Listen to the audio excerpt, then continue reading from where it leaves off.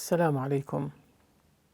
In chapter 109 of the Qur'an, Allah subhanahu wa ta'ala teaches His Prophet, Messenger and dutiful slave Muhammad, peace and blessings be upon him, how he should reply to unbelievers who are asking him for compromises, suggesting that they and him could share the worship of their idols alongside his God, or that they and him could exchange gods for 1 year, during which they would worship his God while he worships their idols. It directs the Prophet to give those unbelievers a clear declaration of his uncompromising faith and his final and absolute disownment of their religious beliefs and practices.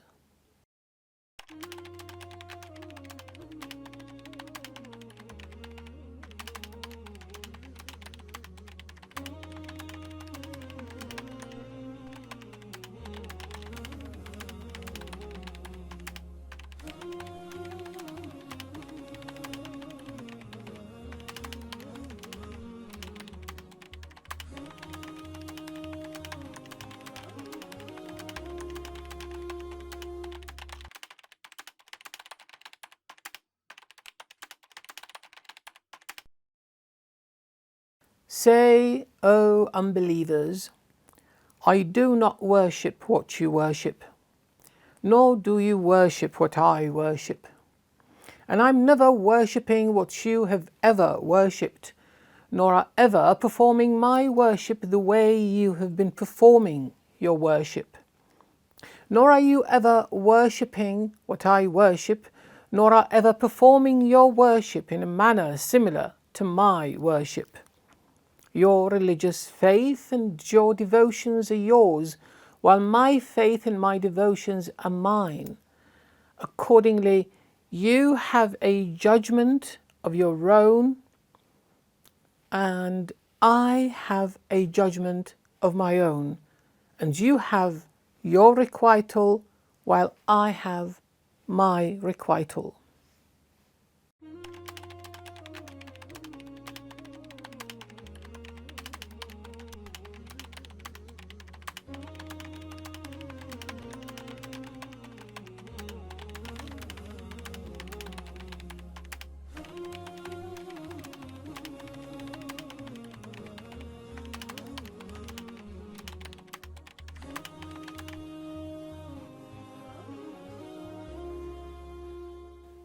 The surah begins by addressing an unidentified singular male, قُل. And as we have pointed out in other surahs, such an addressee is most of the time, since unidentified, unnamed, would refer to the person of the Prophet Muhammad sallallahu alaihi wasallam. So, O Messenger Muhammad, say, O unbelievers. Now, قُلْ يَا أَيُّهَا الْكَافِرُونَ. Kafirun. Kafirun is a noun, and a noun suggests fixedness and stability, unlike a verb, which suggests change and fluidity. So they are addressed as قُلْ يَا أَيُّهَا الْكَافِرُونَ as a noun, not as يَا أَيُّهَا الَّذِينَ كَفَرُوا. So their kufr, their state of unbelief is fixed and stable, so to speak. That's one thing. Another thing to notice here is the verb kafara. Kafara. Kafirun are people who kafar. Now, the meaning of kafar, interestingly, is in its origin, it means cover. And in fact, the word kafara does come from kafara, the Arabic word. So kafara means cover and conceal.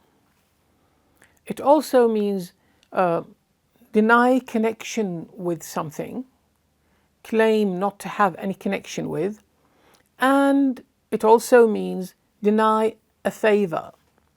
So, kafara ni'mah. So all these are encapsulated within the word kafirun here. So after addressing them, they are being told, قُلْ يَا أَيُّهَا الْكَافِرُونَ. It's understandable from the language itself that what is being said to them is, you who persistently cover up and conceal and choose to be ungrateful. All are meanings that are embedded within the word kafirun. لا أعبد ما تعبدون. I declare to you that I do not أعبد. I do not أعبد. عبد يعبد. We have learned before. It means invoke, glorify, worship, and dutifully submit to. So I do not invoke, glorify, worship, or dutifully submit to. Now, the article ما, لا أعبد ما تعبدون, means what. So ما تعبدون means what. I do not worship what and whatever that you worship. So I do not invoke, glorify, worship, or dutifully submit to whatsoever that you invoke, glorify, worship, and dutifully submit to. And identically, nor do you invoke, glorify, worship, or submit to what I invoke, glorify, worship, and submit to. For my deity is Allah alone. And then the same declaration is emphatically repeated, but this time with the use of abidun, the present participle of the verb a'budu. Abidun instead of a'budu. وَلَا أَنَا عَابِدٌ instead of لَا أَعْبُدُ, which is a nominal replacement. Abid is a nominal replacement for the verb. Again, it adds the sense of fixedness and stability to the sentence. And I am never invoking, glorifying, worshipping, or submitting to whatever being or entity that you have ever invoked, glorified, worshipped, or dutifully submitted to. And furthermore, by reading the article ma as being ma masdariya, as we call it in Arabic, which produces a gerund of the verb, we get the denotative meaning, nor am I ever performing my worship. My worship, noun, the way you have been performing your worship.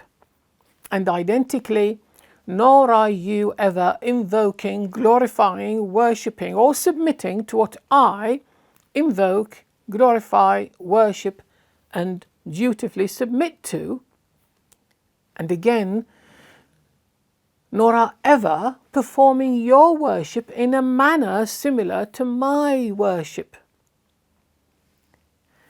And there finally comes the great conclusion that you have your deen and I have my deen. لَكُمْ دِينُكُمْ وَلِيَ دِينِي. Deen has again multiple denotations. Deen means faith, set of beliefs. So I can say in his deen, in this person's deen, God is a trinity. Deen here means a set of beliefs, faith. But deen also means religious practices, the worship practiced. So I say, for example, in this person's deen, a child has to be, let's take another example from a different religion. In this deen, we say they prostrate themselves in front of idols. So it's deen, again, it's about religious practices. Based on this, we understand the conclusion.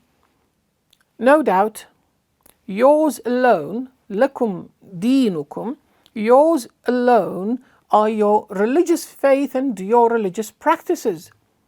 Waliya deen, while mine alone are my faith and my religious practices. But deen also means judgment and requital. Judgment and requital or repayment. And if you remember, this is what we said in Surah al-Fatiha. Maliki yawmiddin. Allah subhanahu wa ta'ala is the Lord of the day of deen, the day of judgment and requital. So based on this understanding, and accordingly, you will have a judgment of your own, and I shall have a judgment of my own, and you will have your requital, while I shall have my requital.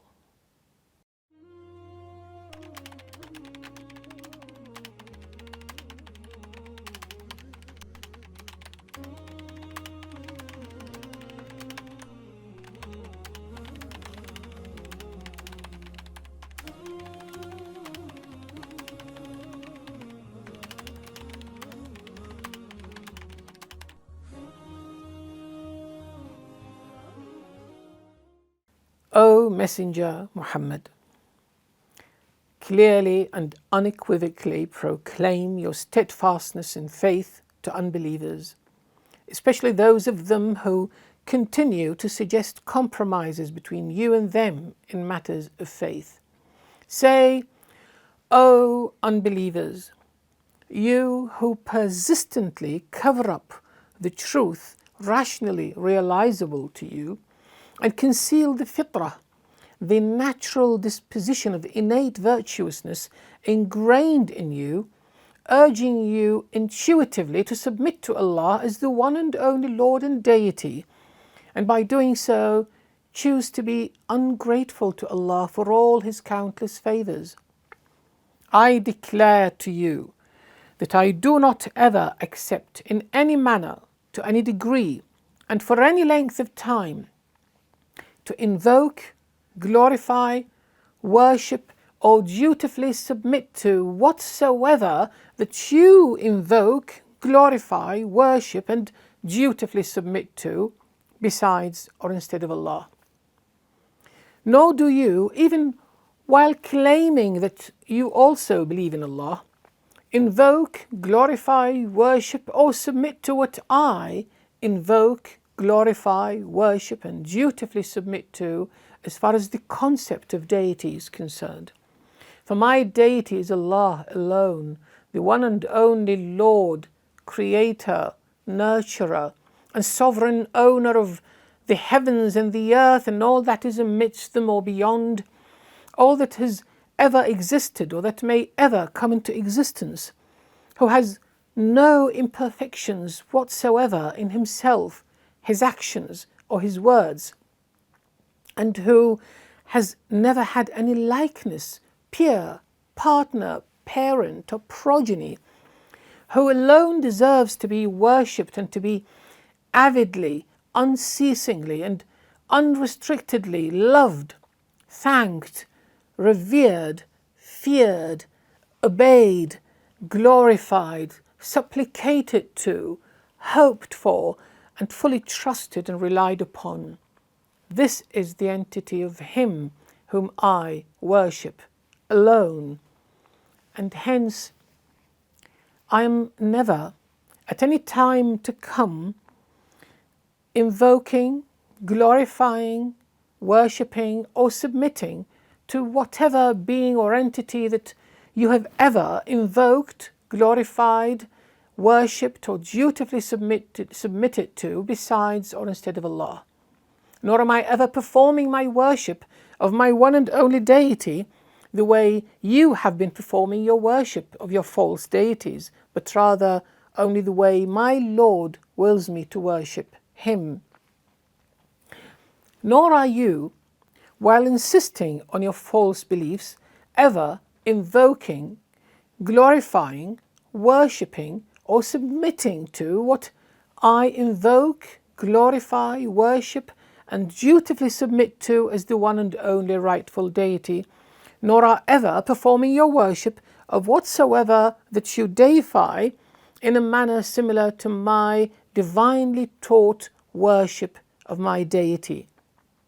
No doubt, yours alone are your religious belief and your religious practices, on which you insist and to which I will never yield, while mine alone are my faith and my divinely taught religious practices, which I shall never relinquish or compromise, and which you resolutely reject. And accordingly, you will have a judgment of your own, and I shall have a separate judgment of my own, and you will consequently have your fair requital with Allah's severest, never-ending punishment for your unbelief, while I shall have my deserved requital with Allah's forgiveness and bountiful mercy for my belief and my worship.